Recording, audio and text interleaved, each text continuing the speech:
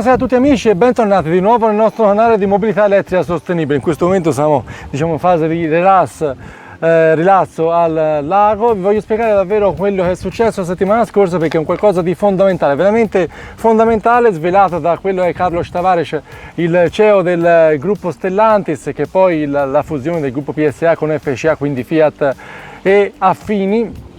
Ha svelato davvero quelli che sono i progetti durante quello che è stato l'evento sulla mobilità elettrica e elettrificata del gruppo, con l'intenzione di investimento di oltre 30 miliardi di euro di qui al 2025, con l'obiettivo di arrivare a oltre il 70% di vetture elettrificate nel computo delle vendite del gruppo, quindi è qualcosa di incredibile. Ma questo video l'ho voluto realizzare non tanto per parlare solamente di quelle che sono le idee del gruppo Stellantis, ma per guardare nello specifico cosa vuol dire per il paese Italia quelli sono i progetti del gruppo, perché è veramente qualcosa di clamoroso. Quindi andremo a vedere nello specifico Fiat, Abarth, Alfa Romeo, ma soprattutto quella è la Gigafactory che hanno intenzione di realizzare in Italia per la produzione di batterie. Certo, magari la parola Gigafactory è leggermente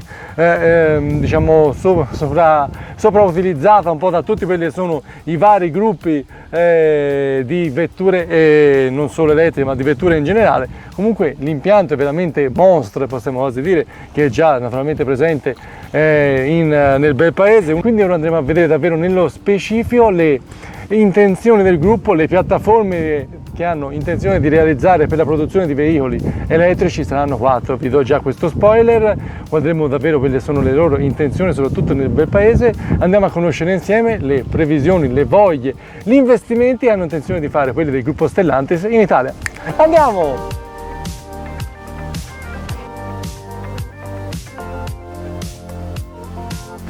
Innanzitutto guardiamo quelle che sono le piattaforme distinte che hanno intenzione di realizzare, e saranno 4 come dicevamo: la STLA Small dai 37 agli 82 kWh con autonomie fino a 500 km, la Medium dagli 87 ai 104 kWh e un'autonomia che arriverà fino a 700 km, la Large dai 101 ai 118 kWh con un'autonomia massima di 800 km e la Frame dai 159 ai 200 kWh con autonomia sugli 800 km al massimo.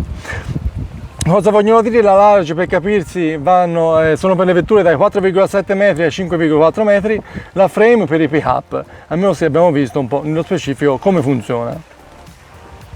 L'intenzione, come diciamo, della casa sono estremamente importanti. Questi 30 miliardi di investimento non andranno semplicemente nell'ammodernamento dei siti produttivi, l'aggiornamento dei siti produttivi, ma andranno anche sotto il profilo degli aggiornamenti software. Questo perché noi abbiamo una vettura del gruppo Stellantis, la Opel Corsa Elettrica, ci siamo accorti che sotto il profilo software un po' carenti lo sono, in quanto, per esempio, faccio un esempio, non abbiamo gli aggiornamenti OTA. Tanto per dirne uno. L'intenzione quindi della casa è aggiornare il mondo software della casa, realizzare nuovi siti produttivi, aggiornare quelli esistenti e diventare anche un leader per quanto riguarda la produzione e l'efficienza delle proprie vetture elettriche. Per il nostro paese, come dicevamo, importantissima sarà la realizzazione della Gigafactory a Termoli, impianto produttivo che è già attivo, sito su una superficie di 1,2 milioni di quadrati, quindi veramente importante nelle dimensioni, sta occupando attualmente 2500 persone, verrà riconvertita per la produzione di batterie, quindi un qualcosa di clamoroso, veramente importante per il paese Italia. Per quanto riguarda le vetture del gruppo italiano, quindi dalla parte italiana del gruppo, quindi Fiat, Abarth e Alfa Romeo, Fiat dal 2024 ogni vettura che sarà posta in vendita avrà una variante anche a zero emissioni, quindi è estremamente importante. Abarth dal 2024 sarà un brand semplicemente solamente di vetture a zero emissioni. Per quanto riguarda l'Alfa Romeo, dal 2024 troveremo la prima vettura elettrica, sarà un B-SUV. E per quanto riguarda davvero il gruppo in generale, lo voglio dire non tanto perché è un gruppo, una parte del gruppo italiano, ma noi abbiamo la Opel Corsa Elettrica, quindi anche solo per quello voglio enunciarlo. Dal 2028 la vettura, il brand Opel sarà un brand a zero emissioni, solamente a zero emissioni. Quindi Tamer, che è il nostro concessionario, se guardi questo video sappi che dal 2028 venderai solo vetture a zero emissioni. E quindi sarà una cosa estremamente importante. Dopotutto parliamo del brand del fulmine, se avete presente il logo del fulmine, quindi credo insomma sia importante la scelta di realizzare vetture solamente a zero emissione.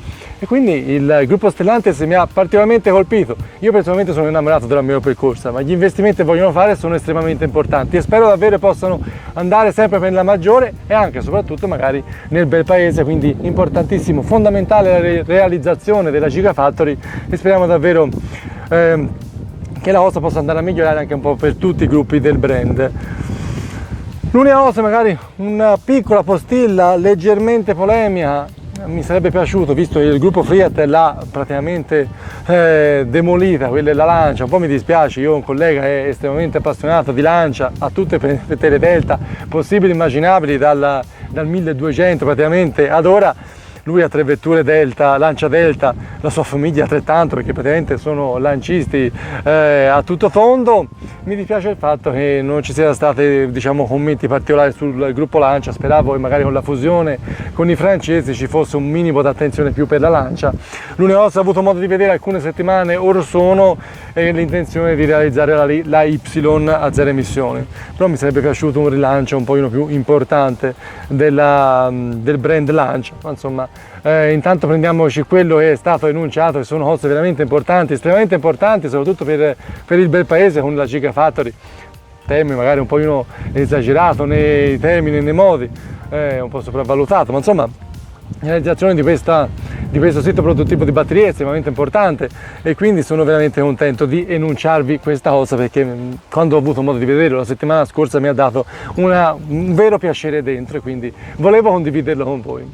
Io spero, ragazzi, di aver condiviso con voi il meglio dell'evento, delle EV Day del gruppo Stellantis con Carlos Tavares, che ha avuto modo di enunciare quelle sono le intenzioni del gruppo, intenzioni veramente importanti, e quindi spero di avervi dato un buon servizio. Io vi saluto, vi ringrazio, iscrivetevi al canale qualora non l'aveste fatto e nei prossimi video andremo ancora a provare ulteriori vetture, parleremo di zero emissioni a tutto tondo e naturalmente vi voglio trovare sempre qua su Marco Elettrico.